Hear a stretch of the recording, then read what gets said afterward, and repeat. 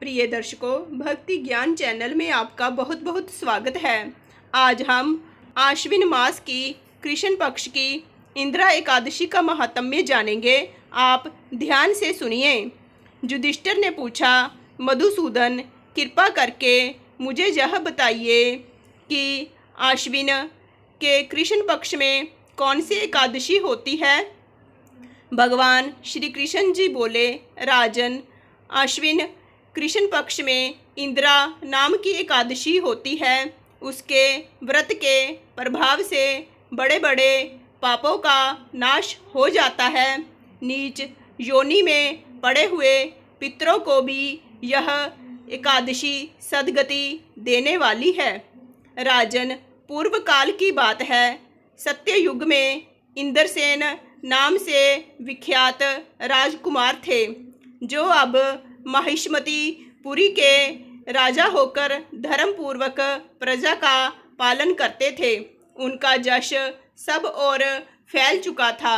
राजा इंद्रसेन भगवान विष्णु की भक्ति में तत्पर हो गोविंद के मोक्षदायक नामों का जप करते हुए समय व्यतीत करते थे और विधि पूर्वक अध्यात्म तत्व के चिंतन में संलग्न रहते थे। एक दिन राजा राजसभा में सुखपूर्वक बैठे हुए थे। इतने में ही देवऋषि नारद आकाश से उतरकर वहां आ पहुँचे। उन्हें आया देख राजा हाथ जोड़कर खड़े हो गए और विधि पूर्वक पूजन करके उन्हें आसन पर बिठाया। इसके बाद वे इस प्रकार बोले, मुनिश्रेष्ठ, आपकी कृपा से मेरी सर्वथा कुशल है। आज आपके दर्शन से मेरी संपूर्ण यज्ञ क्रियाएं सफल हो गई। देवऋषि, अपने आगमन का कारण बताकर मुझ पर कृपा करें। नारद जी ने कहा, नृपश्रेष्ठ, सुनो, मेरी बात तुम्हें आश्चर्य में डालने वाली है। मैं ब्रह्मलोक से यमलोक में आया था। वहाँ एक श्रेष्ठ आसन पर बैठा और यमराज ने मेरी भक्तिपूर्वक पूजा की।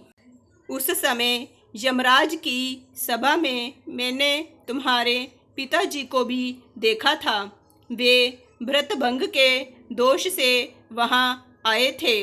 राजन, उन्होंने तुमसे कहने के लिए एक संदेश दिया है, उसे सुनो।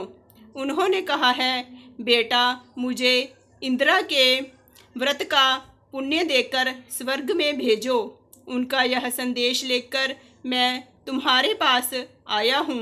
राजन, अपने पिता को स्वर्गलोक की प्राप्ति कराने के लिए इंदिरा का व्रत करो।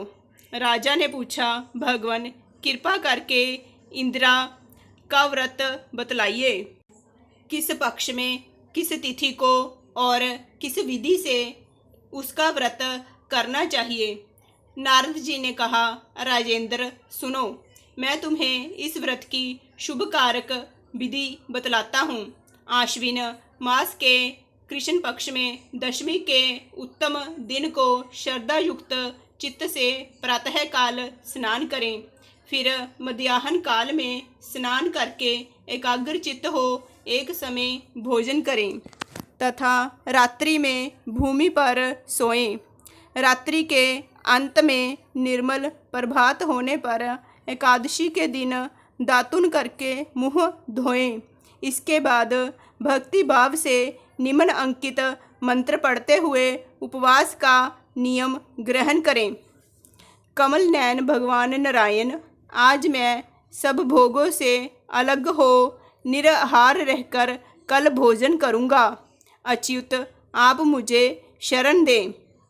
इस प्रकार नियम करके मध्याह्न काल में पितरों की प्रसन्नता के लिए शालग्राम शिला के सम्मुख विधि पूर्वक श्राद्ध करें तथा दक्षिणा से ब्राह्मणों का सत्कार करके उन्हें भोजन करावें।